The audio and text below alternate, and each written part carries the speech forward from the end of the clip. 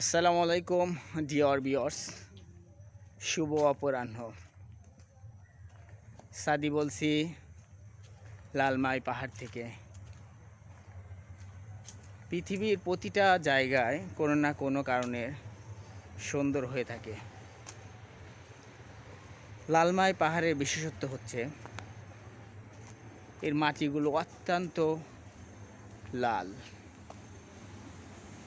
এবং এখানে পাহাড়গুলো সেই লাল মাটি দ্বারাই বেষ্টিত। এখানে রয়েছে ঘন জঙ্গল দ্বারা আবৃত এই পাহাড়টি।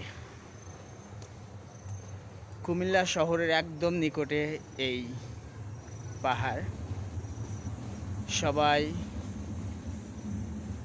এই পাহাড়কে উপভোগ করতে চাইলে চলে আসুন লালমাই পাহাড়ে। আসসালামু আলাইকুম।